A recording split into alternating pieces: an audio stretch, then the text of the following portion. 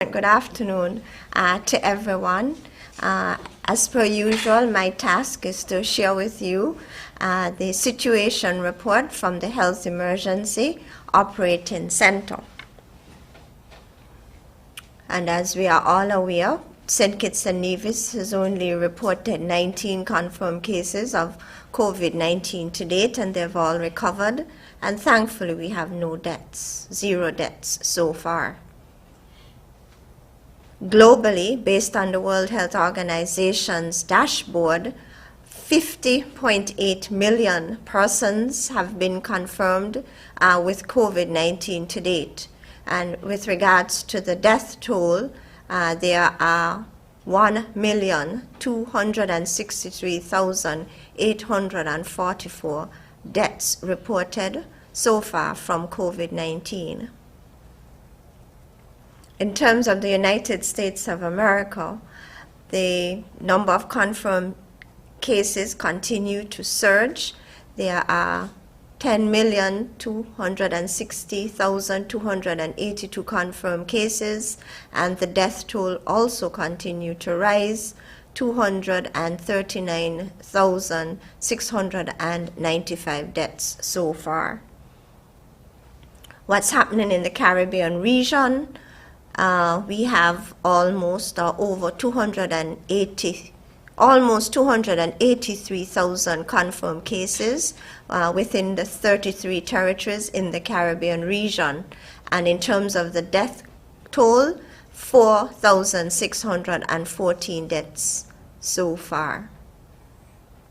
The next slide gives you an idea as to what's happening in each of our member states. Jamaica is out at the front with almost 10,000 cases, Bahamas almost 7,000, Trinidad and Tobago almost 6,000, Guyana 4,530, and in terms of the islands closer home, this just gives you an idea as to what's happening.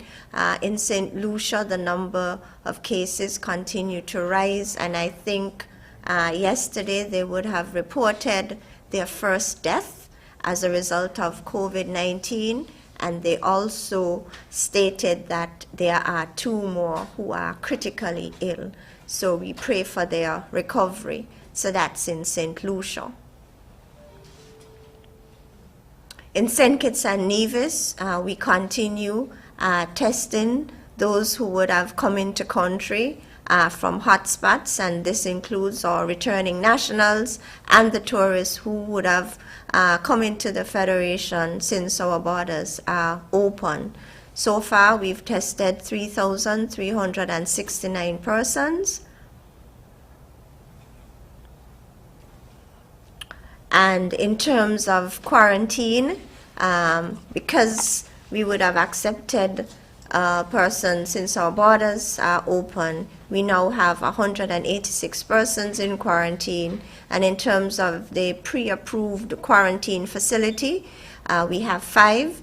And so these are homes that were evaluated and approved as pre-approved sites, and they have signed on to the security facility. So we have 5 in that category.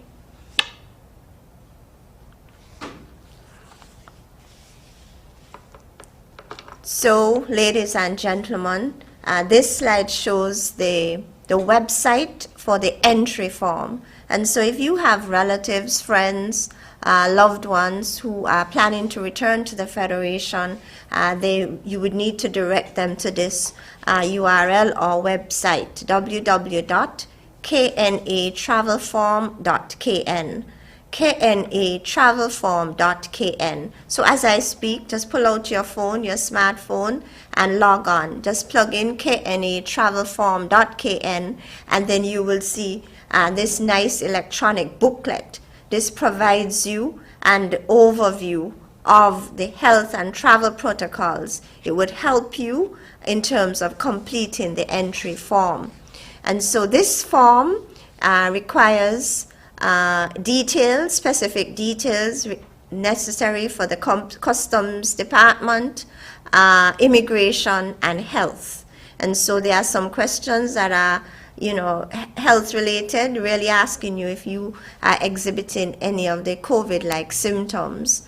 And so we also want you to upload a negative PCR test, COVID-19 PCR test. And so before coming to St. Kitts, you are asked to do this test. Make sure you get it done within 3 days of travel. So you go, let's say you're traveling to St. Kitts Saturday coming. So you would have gone to the lab this morning, Wednesday morning, to get your PCR test done. Hopefully you get your results later today or even tomorrow, Thursday, and you are to upload the negative COVID-19 PCR test result onto the form. The PCR test must be done at an accredited lab. And the reason for that is we do not want anyone submitting any fake results. Please note that the team that's working on this entry form and the approval process, they take the time and they research the lab and they verify the authenticity of the COVID test result that is uploaded in by each applicant. So inbound travelers will only be granted permission to enter having submitted a negative COVID-19 PCR test, which would have been done within 72 hours of travel. And we also want you to provide us the evidence of your reservation. So each inbound traveler, you are asked to make a reservation at the hotel or the accommodation site. And we want you to provide us with the confirmation of this reservation. All right? Please note there are individuals that are submitting fake reservation codes. Please note that the team verifies the reservation, the evidence that you would have submitted to make sure that you really do have a reservation at the hotel you claim that you will be staying at. All returning nationals, residents, work permit holders, and international travelers will be monitored during the first 14 days of stay in the Federation, or less if your duration of stay or if your vacation is less than 14 days. Please note that you will be undergoing serial testing, tested on day 7 and on day 14. If, however, your duration of stay or your vacation is 7 days or less, you will be required to do a PCR test 2 to 3 days prior to departure from the Federation. All returning nationals, residents, work permit holders, and international travelers are expected to adhere to the COVID-19 prevention and control measures while on island. So those of you who are here who would have just come back, please note that you are required to wear your mask, face mask in public spaces. You are expected to maintain a distance from locals while you are being monitored during that 14 days. And you are expected to keep your hands clean, hand sanitization. This is very, very important because the compliance team, they are observing your behavior. And if there is any breach, there are consequences. And then those of us who are here in the Federation, we also have a responsibility in terms of preventing a second wave of infections. So let's back up.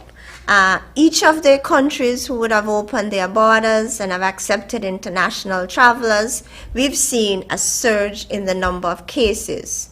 And so I want us, we want our experience, or we are hoping that our experience is different.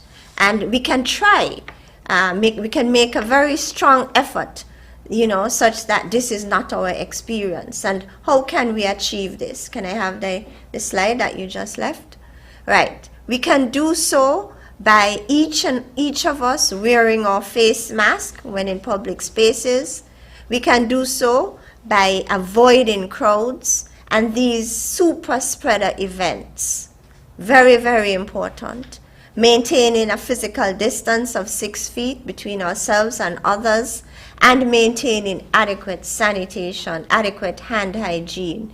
These are the measures that have proven very, very effective in curtailing the spread of this virus from one individual to another. When you look at what's happening in St. Lucia, I mean, that article that, in which we saw the report of the first death, the Prime Minister, said, look, this virus spreads very fast. It's highly contagious. And so we need to be aware of that and adhere to the recommendations. Wear your face mask, wear your face mask, wear your face mask.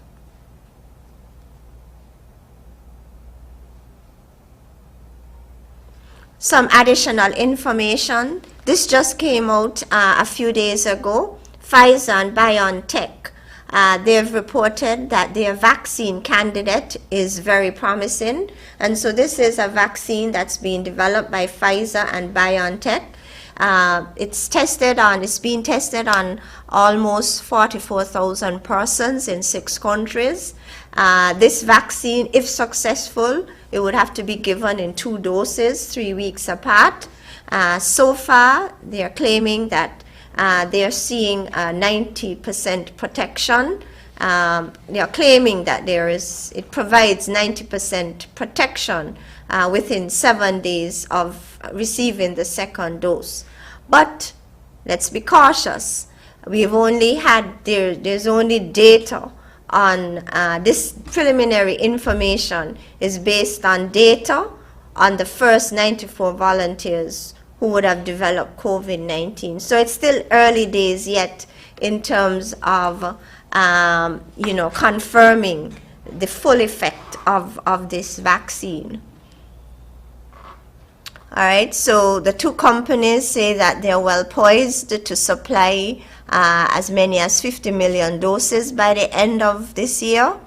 The UK has ordered quite a bit, almost 10 billion and more, 10 million and more.